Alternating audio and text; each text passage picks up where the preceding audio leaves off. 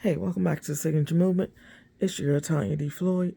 Koda's on break because he wasn't listening this morning. Okay, Zahir is in here. I don't know when he starts school, but he need to go to school. Anyway, Zahir was in here moving around and waiting for him to be ready to play right. Excuse me. I'm still adjusting to this wake up 2 times a night thing. But anyway, so the goal was we get the baby out the cage like usual. We take him go potty first. He wanted to disrupt the program. He get out the cage. He want to go play. That's not what we do, Koda. It's not what we do. It's been several days now. It's like six days in a row. We go potty first. Then he gave me some, a little lip about that, and he was like, I ain't doing nothing when we got in the bathroom, right? But he goes, and then he want to play some more. But I know he got to go again because he didn't finish, right? So I let him get a drink of water and everything and say hi to the boy and get some treats and do some sitting. I'm teaching the boy how to give him commands and treats so that he know that this is not something to play with. But you gotta listen to him too. The packing order, the what do they call it? The pack. The order of the pack. You at the bottom, babe. You at the bottom.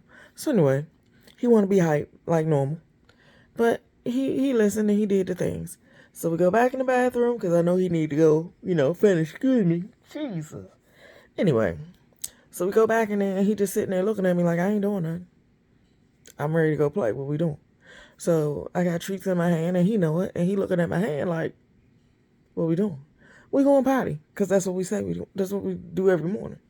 So eventually, after a little walking in circles and realizing that I wasn't budging, he goes potty and finishes. Okay, great. Now I got to clean that up, wash my hands. Then we can go.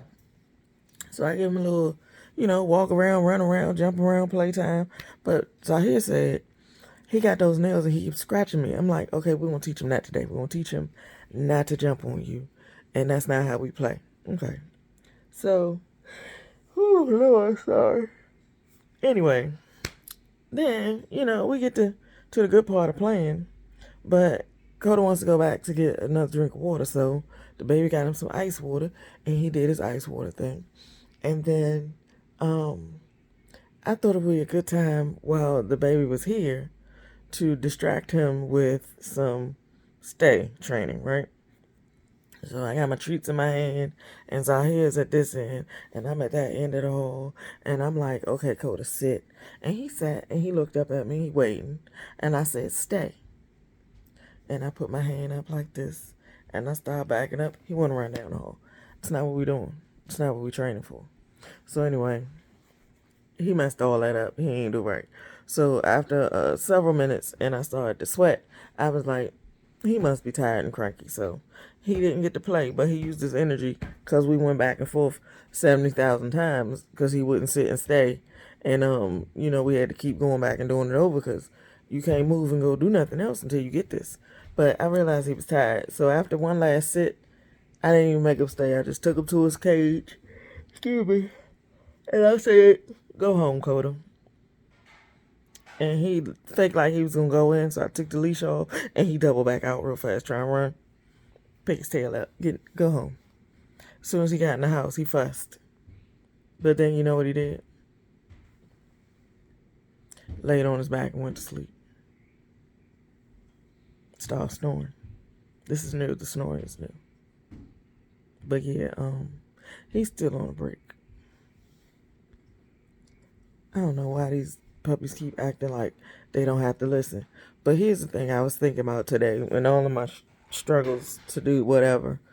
I was thinking, I see videos every day, excuse me, of people who have to get help from these training services for their puppies or whatever.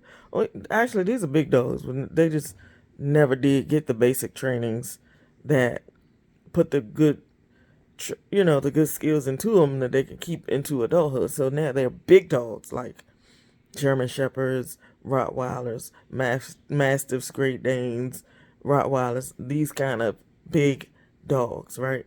So they're full grown, but still kind of young, and they need help with the training because you realize now you have a potential weapon on your hands. You have what people would call a dangerous animal on your hands. You have what most people would look at and go, "Oh, intimidating animal on your hands." So you're responsible for making sure they have good basic training and recall. You have to be able to tell your dog to come, and they come to you. They go outside their gate or that yard, and everybody in the neighborhood is like, "Oh my God, you're a menace." And they start attacking and using professionals like animal services to subdue and attack your dog, instead of thinking, "Oh, this is just a nice friendly dog who's socialized with everybody in the neighborhood. He lives right there. Let me just help take him back home." Now, as crazy as the white dog was and has been, he loved people. So if he got out one time, well, let me tell you about all the other times that he got out. All the other times when somebody didn't secure my gate properly, it wasn't me. The people cut the grass over Udemito or whatever, no respect. They would come and leave the gate unlatched the way I have it, with the bricks in front, because he big and strong. And anyway, every time he got out, it was like, oh my God, it's this big dog running around. And they would, pick up their little dogs and run. You should do that, because the white dog didn't mess with no animals. It was kill, period. Hunt, kill, subdue, maim. Yeah, no, you was right to pick up your dog and run. But one time he got out, and my son was smaller at the time. So he wasn't, 5'10". He was a small kid, a regular sized kid. So he couldn't get him by himself, because, the white dog was like, "Look, we out here, catch me if you can. I'm juking," right? But this girl that lived at the end of the street was able to just walk up to him and grab him by the collar and say, "Come on, let's go." She must have had a little bit more authority in her voice than my boy did. She walked him right back to me. I didn't even know it was possible, but she brought him right back to the door, and he came in calmly. Didn't put up no fight. He might have been tired by then too, but still, he let her do that. See, you want those kind of animals that's like friendly with the people and sometimes with the animals in the neighborhood. Now, I did not realize until I was already deep into the process, like a couple of years, that he was never going to like other animals. But it's fine. I did my best to keep him away, and it worked out enough. He did not kill nobody's dog or cat. Only the wild things in the back. He killed lots of things in the back. But he did not kill anybody's pets. So, yeah, so it's your job to socialize your animals. And I've never been a fan of, we got to go to the dog park and play with everybody there. Or we got to be in crowded places. I don't want to be in crowded places. I'm not going to feel good. So my dog going to feel all of that and be like, we don't want to be in this place. So I don't know how I can take my dog to socialize in that manner. I'm never going to. So I mean socialized as in, when people come over your house, they shouldn't want to bite everybody. I mean socialized as in, when they see people, like delivery people come regularly, they should be on alert. Like, get up and go to the door. Get up and go to the window and see what's going on and wait to see what happens. But not just automatically, I'm jumping on you and I'm killing you. So yeah, socialize in the way that people are not necessarily a threat, but keep your eyes open. I had a Rottweiler once named Rock. Rock was very, very protective of us. If somebody walked too close to our house, we knew about it. If he was outside, we definitely knew about it, because he was rattling that fence. It was a 6-foot fence. He was rocking that joint. And it was like, ha, ha, ha, ha, ha. So the people walking by just went on across the street, and they knew. But when people came into the home, he knew that I welcomed them into the home. So he welcomed them into the home. But one time my cousin was sitting next to me on the sofa, and we was laughing about something, and she slapped my leg and was like, "Girl," and he didn't like that. So he stood up. And he went over to where she was sitting, and he sat beside her like, "Don't hit my mother again." So socialize in a way that people are not a threat necessarily, and we don't have to do nothing right away, but we gonna see what they're about first. So yeah, I plan to socialize this animal. And I'm thinking the people on the videos that I've been watching and all the training, I think what they miss is when the puppy is a puppy, instead of looking at the puppy like, "Oh, the pretty little baby, oh, the cute baby, I'm going to hold him and this and that and the other, and he's so sweet," you have to remember that that puppy is programmed already to be a big dog. Big dog mentality. It's in there. So when they get the size to go with the mentality, they have to already know the skills so that they don't go crazy and do stupid stuff and get you some fines and fees and, stuff. Yeah, so even if it's a small dog, I think dog owners should know to look at this thing like this is a potential problem because A, they have teeth, and B, they're canine. So they have instincts and ways of doing everything. They go dig outside and stuff. They chase things. They don't chase them just because it ran by. You think they use that kind of assertiveness with that ball in the bedroom because it's a ball? It's an animal. It's a small animal. They want to catch it and play with it or kill it or something, but they don't just want to play with the ball. It's not that. So we got to be mindful when we get in these little cuties and, these little babies that they going to be big animals with big teeth. I don't care if it's an ankle biter. Ankle biters are some of the most dangerous dogs I've ever seen. I don't ever want one.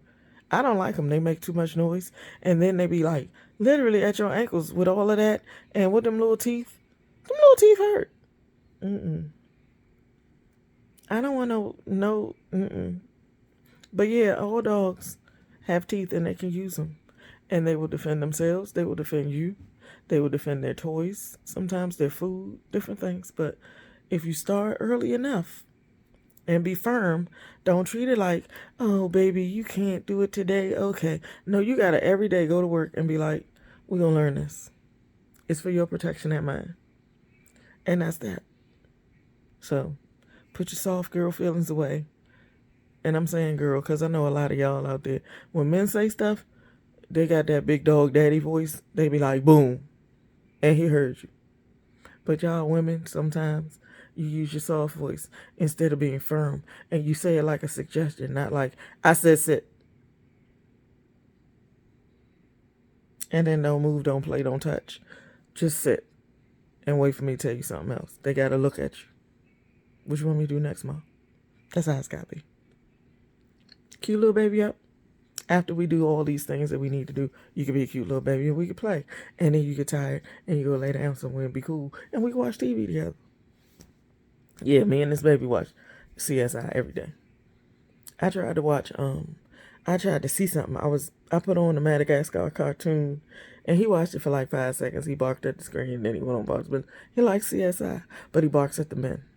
I think it might be their facial expressions or what they're doing at the time. They're usually firm and in a, police capacity, so they might have a certain tone, and he barks like who you talking to and all that. But we find it here. We like, when we do our thing, he's attentive until the boy comes and he's moving. And I do that on purpose because when we not always gonna be in here, just me and you.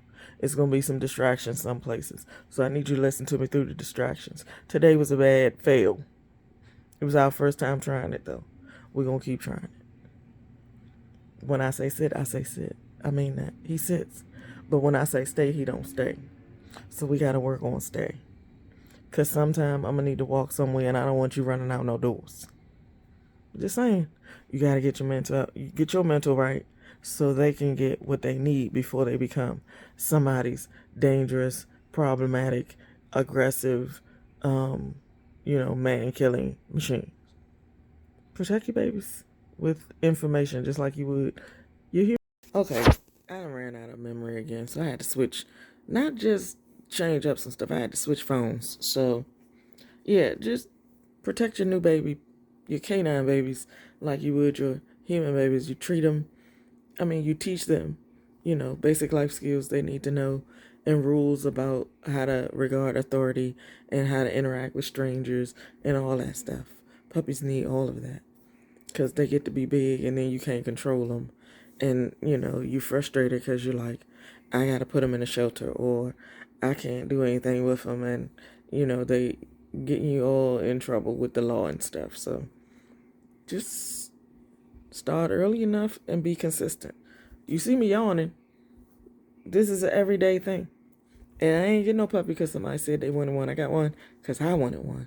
And I realized I was looking at the shelters and everything, and I said how I feel about them, but I was of the opinion that it's better to adopt because those babies don't have nobody, and whatever happened to them, you know, they might just need a little loving hand, and I could do that.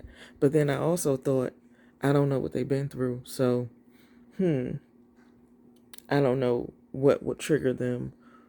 There's too many unknowns, and then the fees and the prices and of the services, and if they got health issues already, all that stuff came up. So I was like, never mind. So yeah, I stalked the message board and I found me one that I didn't have to go through all that with. But I knew if I raised the baby from a puppy, it would come up the way I would want him to come up, and it would like be part of the family from day one, and we wouldn't have to do all that worrying about the big dog in our space, who may or may not have taken to the training after the fact, and then what we got to give him back. So I'm starting from scratch because I would rather do the programming myself than to wonder what happened before me. So anyway, train your dog. Forget that they cute. Just think about the fact that one day they're going out in this world somewhere. I don't care if it's for a car ride, and then you get out and go in the store or the park or the wherever you take them. You take them to the vet, they still got to act right. Oh my God, I got a crazy vet story for y'all. The white dog and the vet. Should I tell that story now? Or should I make that another video? Let me think about Okay, let me just make it quick. The white dog, his name was Caine. It was an inside joke why I called him the white dog, because when my friend of mine had a adult black Labrador, and she got this white puppy from her neighbor. He was a Akita Eskimo mix. Beautiful dog. I already knew it was going to be crazy because Akita is a killer, worker, hunter type dog. Okay, Eskimos, you see them in the circus and on TV doing little tricks, and they pose in the air and they dance to the music, and they so cute and they so fluffy and white and little, right? Put them two together and you just got a crazy killer. A hyperactive, crazy killer dog. But she brought him and she was like, I know you're going to give him a good home and da-da-da-da-da. So she gave me the white dog and all the stuff that went with him, the cage and everything. And I was like, okay. Rock had just passed away like 6 months before that. So my Rottweiler was no more. My baby. That was my baby. I raised him. Okay. He was 10 years old. He had cancer. We put him down. So here come the white dog. Oh, I ain't got time for this, but I'm going to do it. Because where else he going to go? And I'm always with the whole, well, if it ain't me, then I don't know how they're going to be treated, so I'm going to just do it, right? That's me. So anyway, white dog comes into my life. I trained him, did everything I could for him, right? But there were certain things that I could not get out of the white dog, and I respected him for being who he was. He was my baby.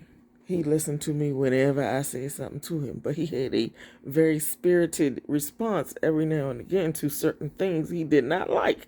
For instance, I tried to put the leash on, the collar. He wore the collar, didn't mind the little jingle jangle on his neck and all that. But when it was time for us to go somewhere and use a leash, I don't really want that leash on. I don't want that. But he had to do it anyway, so I did it. But I made the mistake of not putting the collar so tight because he was so fluffy. He had this big, almost like a mane. He was so fluffy, the collar just always seemed like it was on tight enough, right? And you're supposed to be able to get 2 fingers under it so they're not, it's not too tight if you can do that. I did all that, right? But unbeknownst to me, when he moves his head, the mane moves and the head's different. So it might be a little bit more room under there, right? Collar too loose. Took him to get vaccinations one time. Well, we sitting in the lobby. He was sitting on the floor between my feet so I can know that he was still there. I had my feet on him, right? Well, what I didn't know was he had devised a way to get that collar off his neck.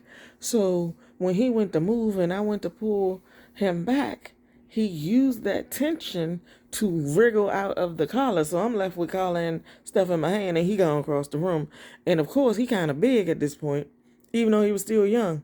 Now, he's still crazy and immature because he wasn't neuter yet. So he was just beeline for some little dog across the room. Oh, Jesus, he's dog aggressive. I can't let him out here. So he goes across the room toward the lady, and the lady got all hyped, and she picked her dog up, and she was like, I'm getting the hell out of here. And he saw this other little dog to his right. So he goes over and starts sniffing on it. It's a girl, clearly. He goes over there and starts sniffing on this girl dog to his right. That's how I caught him, because he was trying to be, nasty. So I got the collar back on him, tightened it up a little bit, and we went on about our business to our appointment, and he was great, and the doctor said his teeth was pretty and everything, and they gave him his vaccines, and we left. Well, I knew after that outside was going to be a problem, so I bought him a harness. Well, he didn't like harnesses. Didn't like harnesses. So when I went to put it on, I called it his jacket. I said, you want to go outside? You want to put on your jacket? And he was just sitting there looking at me like, nah, not moved at all. So I'm like, oh, Jesus. So I go to put the jacket on him. In particular kind of harness I had, you slide it over their head, and then you go under their belly, and you grab the clip on the side, and you clip it into the other buckle piece, right? He don't want me touching him under there. He don't want me clipping nothing on, so he lays on the floor and rolls around all over the place. Don't put that on me. So I had to stand over him, like straddle him, and then slide it over his head from, behind him. And then I had to grab him like a bear hug in order to clip the damn jacket on him. Fool! So we knew we wasn't going out in public a lot. So I put the jacket on him, and I got him to where I had to go that time. Next time I had to take him I started getting 3-year vaccines. The 3-year rabies. We don't need no kennel cough one. What is it? Border teller. We not boarding him nowhere. We don't need that. We're never getting that. Because we can't go outside our own yard. Because he's a fool. But I respected that about him, and I ain't trying to make him do no outside activities. Put him in the car, he was great. He liked car rides. We just couldn't get out the car and go nowhere. We go for the ride and come back home. He get out in the garage. So anyway, I had to go back for the 3-year rabies shot, and I was having anxiety about it because I already knew how we was going to act. Bought a different harness. But this harness, you don't go underneath to clip it onto him. All you got to do, slide it on and make sure it's tight enough. So I slid it over his head, but then I got to go grab his front legs one at a time to put him through the hole. So I'm grabbing his legs, and I'm like, give me paw. He gave me paw, but I tried to put the paw into the harness, and he kept trying to, nip at my hand, like, don't put that on me. I done told you, I don't want none of these on me. And we had to fight about it, but I got that on him. And then I adjusted the, those, book bag straps where you pull the little thing and tighten up like a bra strap. You grab the clip and you tighten it like that. There's no clipping and no snapping involved, so you just adjust it, right? So that went fine, and I thought we was just gonna get up and go to the car, right? But I went to put the leash on the harness. When they got the D-rings on their back on the harness and a little handle. I thought that was great. I could control him better if I have a handle on the harness. I got his whole body, right? So I put the leash on him, and then I went to grab him and pick him up. He just went flat on the floor. Just lay flat on the floor. Not moving. It's heavy as hell. He was 87 pounds. How am I pick him up? Seriously. So I've bribed him some kind of way. Told him we was going for a ride. He likes rides. Told him we going for a ride. Put him in the car to go for the ride.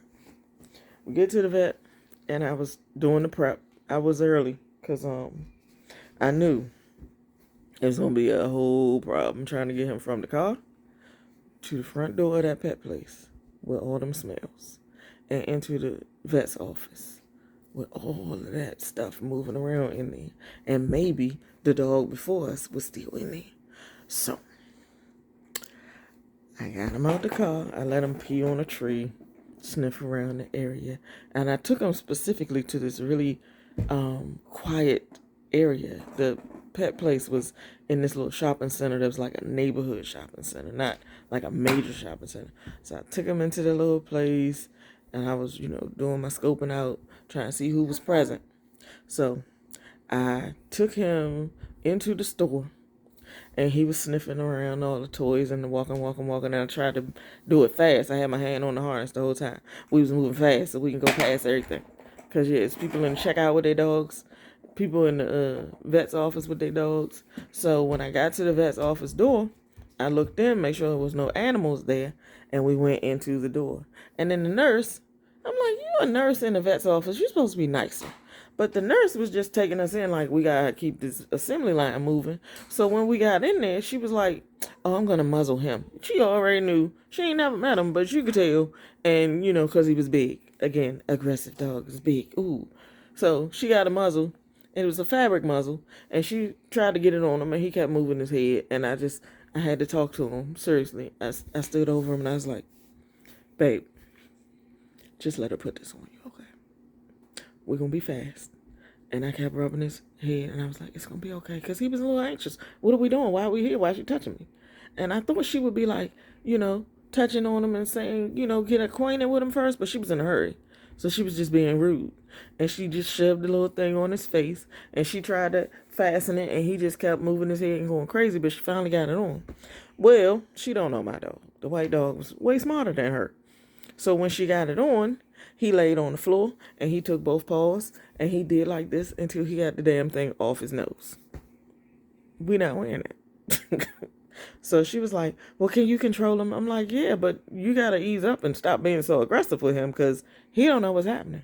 So just chill.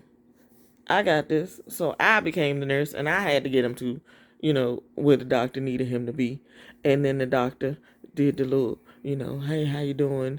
All the introduction she should have done. And then, you know, he was looking at his eyes and his teeth and his this and that. And he was a good boy. He liked people. So he let him see all the stuff.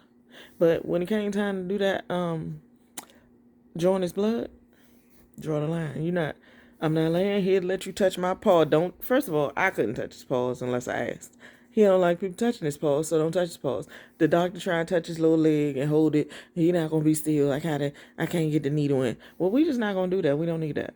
We can't afford a rabies shot. Can we get that, please? And we be back in 3 years because we not doing this again. So anyway, we get through the whole exam and situation. And then it's time to leave, and we go out a back door and around into the store. Well, there's some people right there. But I had my hand on the handle, so we good. I'm guiding him through here and get to the checkout, but I got to let some stuff go. I got to have one hand on the leash so I can get my card out and pay. One hand on the leash. Meanwhile, he done stole a toy off the rack right there, and some little dog went by, and he's standing up. It was so embarrassing. But he didn't get to him because I had to handle. But I went on and paid and ran the hell about it. And we ain't never go back. We were supposed to go back this July, but he had to be put down in June. So, yeah. The white dog had his way, and I let him have his way sometimes because I didn't want to infringe upon who he was just so he can learn the basics. He had him. He could sit, he could stay, he could, what was the other thing? Oh, leave it. And every now and then when he wanted to be spicy, I would just threaten him with water. I could turn on the faucet and he would know, I don't want that. Because one time, all it took was one time, he was showing out when he was really young, and I wet my hand and I flicked it, and he, what? What? But he stopped. So I figured it out. We're going to keep doing this. So I know a lady who has a spray bottle for her dogs just for these reasons. But yeah, that water thing, this puppy know now 2 times. He tried me in that bathroom. He was trying to pull and get away and not listening. And so I flicked him in the face with the water. And he was... The second time I flicked him, he was walking away from me. But he felt it and he stopped right there in his tracks. And he looked at me like, okay. Now every time he act up, I turn on the water. And he sits down like, okay, what would you like me to do? But yeah, they ain't play. White dog ain't play with the water either. Anytime he was downstairs showing off, I would put my hand under the refrigerator, the water spout. You gonna act right or not? And he would just sit down. So you gotta get your dogs in check before you take them outside. Even though sometimes whatever they are is so deeply ingrained in them, you can get them to do the basics, but you can't just take their whole personality away. So just know who you're dealing with and know how to distract them. Sometimes the only defense you have is a distraction. You gotta like throw something over here that they want back more, and they'll leave that alone. And then you tell them why they're doing it, leave it, and they go on.